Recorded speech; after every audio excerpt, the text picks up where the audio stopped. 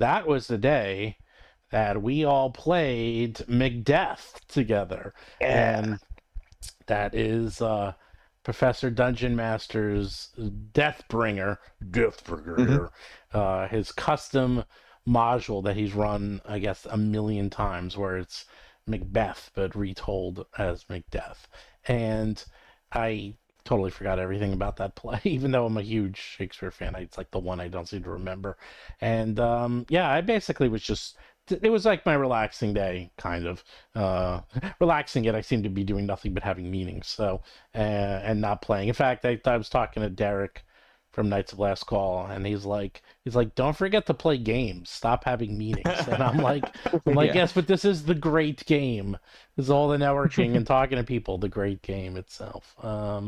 Was recognized a fair number of times, and a couple people even took pictures with me. So a lot more than Gen Con. So I was like, oh, getting up there. So that was up. That was interesting. And so, yeah, so did that, had lunch, and then we played Macbeth. And Professor Dungeon Master, let's see.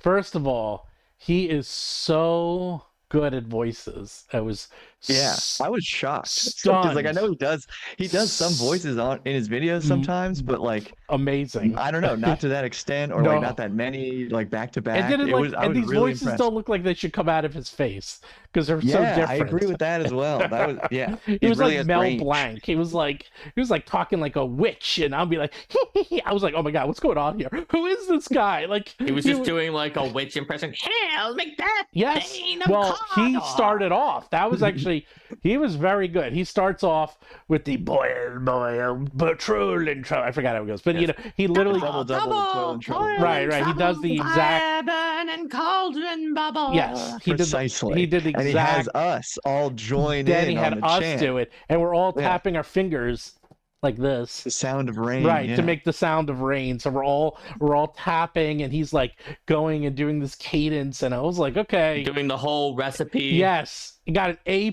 for beginning that. I was like, okay, that is how you start a role-playing session, because he got us right into it, and I was like, damn. I'm like, that was impressive. Yeah, I agree, because it was just like immediately, I don't know, it immediately just set the tone of like, okay, we're in a game now. Like, you know, because we were just kind of conversing pretty loosely beforehand, but like, there's no competing like with that start. Like, you can't ignore the fact that like, okay, he's just asking you to recite this thing like with everybody. So you just got to get into it right away. It was really fun. And then we went right into combat. Yeah. That was my first time it's playing not with like Friendbringer. Yeah. Yeah. I say my first time playing with his patented, well, not technically patented, ultimate dungeon terrain, which was pretty interesting. Like the zones of combat in this, you know, sort of target style of these circles. I'm sure some people here like would recognize that from his videos. He's made a couple over the years about it. That was pretty fun. Yeah, I never played with it before. And you can move as far as your hand is. So we're like, every time we're moving, we're like stretching our fingers as long as possible. We're like, oh, this is how far I can move. So you can only, I'm like, but then me and Grace, we had tiny hands. I'm like, we can't move that far. Our hands are short. We're small hands. But I think it doesn't really matter, because you can't really go from area to area. So you can go anywhere, really. So you don't have to worry about moving very far anyway. Like all the action. It only matters if your hand is really, really, really small. If it's like a 3-year-old or something, their hand is so small they can't even move within their own area. Well, or if you're like a professional basketball player or something, then but then you get cut by the limit that you can't go from area to area, so you'd be okay. Yeah. And so what was fun in the combat is that he has this roll initiative, and you just roll a 1d6. We kept tying. And when you tie initiative, you go at the same time. And so he's like, okay, you and I go 1, 2, 3, and we both roll, and you both like fight and simultaneously hit each other. Yeah, that's making me think, like, basically what we did was he would have like the first player next to him roll it, say for the first combat, like roll 1d6 for the whole party. Mm-hmm. And he would roll, for his guys. Mm-hmm. And if for that won, round, each round was just for that round. So then it's like if he won, he would go first for all of his guys, or if we won, then we would go in order around the table. But when it first before he goes. But if it tied, we rolled at the same time.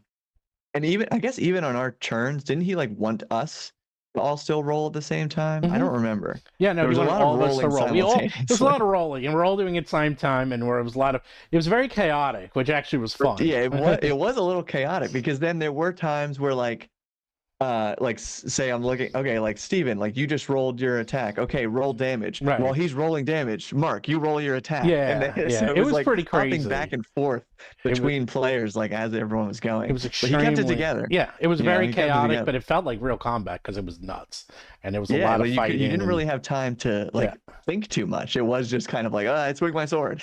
Oh yeah, and he didn't give you any time. He'd be like, okay, you're rolling 3, 2, 1, go. Like he made you go very fast. True. Like he did not. Yeah, like he would kept doing that countdown as well. Yeah, he made you go quick. You had to come up with ideas like, what are you doing? Go, go, go. Like he was really pushing you hard to go fast. And it was fine. I mean, I don't have any problems. I'm not one of those who's like, well, yeah, and I mean, we had at least 3 different combats during that one session. Yeah, we had 3 combats, and then the fun is when you kill someone, you have a splat of a dead person. You put these splatter markers on, and then Grace and I co-killed someone. We killed someone together, so we got each a half a kill, which was fun.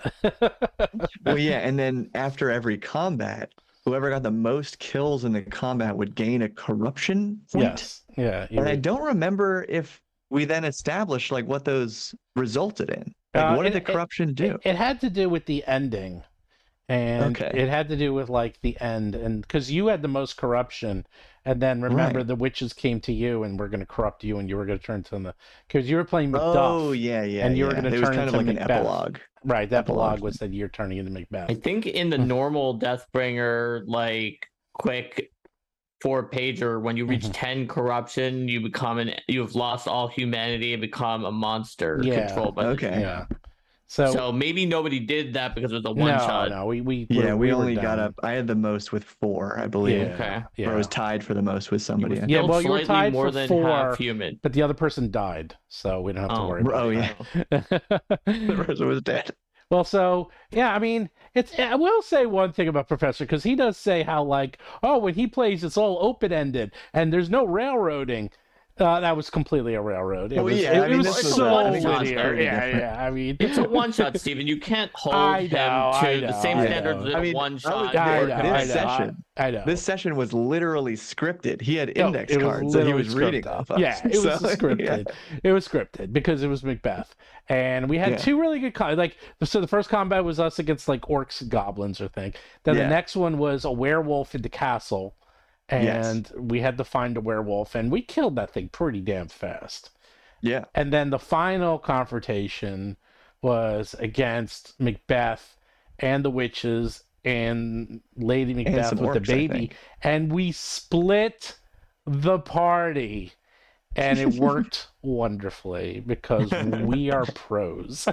It actually was the right move because me and Steven... That was funny because me and Steven went into two Stevens. Yeah, and we both spelled the same way. So we go into the same room to confront Lady Macbeth and get the baby. And he's like, okay, Steven, what do you do? And we both looked at each other and we're like, which one? He's like, oh, yeah, you're both the same name. So I tackled Lady Macbeth. Steven got the baby. He was about to kill the witches, and then we talked them. That was the longest conversation, the whole thing. We spent a good 5 minutes convincing him, dude, leave. Like, why are you attacking the witches? Just get out of there. So, and I feel like did that really? So, because then like on our side, then we were fighting Macbeth, who was like corrupted at this point. I forget what he called him. It was like Dark Lord, basically. But it was Macbeth. And a couple of these orcs that we were like cutting through to get to him, but the game basically ended when I killed Macbeth. when Bob. So what like did he really say what happened to the witches? Did they just like disappear? They disappeared. Okay.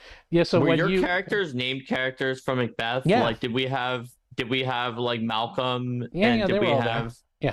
I So played. That's Malcolm who you was guys an were? NPC. I but he played. was there. Who did I play? Oh, okay. Mark or Yeah, so I was McDuff.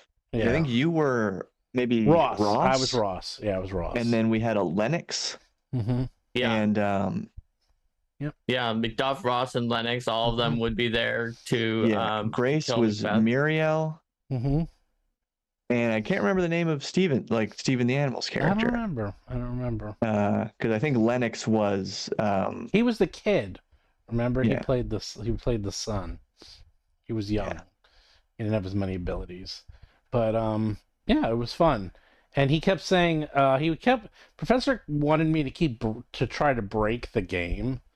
But yeah, but I didn't really. I wasn't up for it. I didn't have it in me that time. Plus, Well, I thought that's why you were trying to burn the forest. That I was really convinced would not have worked. But then he was like, it would have worked. So I was trying to burn the forest, and then the other PC stopped me. So that's the thing. I knew that was going to happen. Like as soon as I tried to do chaotic things, everyone would gang up on me and stop me because there was too many.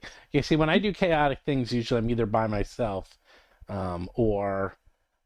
And plus, I didn't want to break his game. I mean, if I was super chaotic, I would have like started to attacking Macbeth like right after Act 1. You know, You're like, it's called Burnham Wood. How can I not burn a wood called Burnham? Well, he said it would have worked because the ashes. I said that it's like ash and embers still works, and he says other people have done it, and that's something else. He's run this so many times. He said he's seen it all. He's seen everything. Yeah, you know. But now that you say that, there was something that we did that I remember him saying, like nobody's ever done that, and I can't remember what it was now. Dang. No, we did a few things that he was like, no one's ever done that. There was a couple.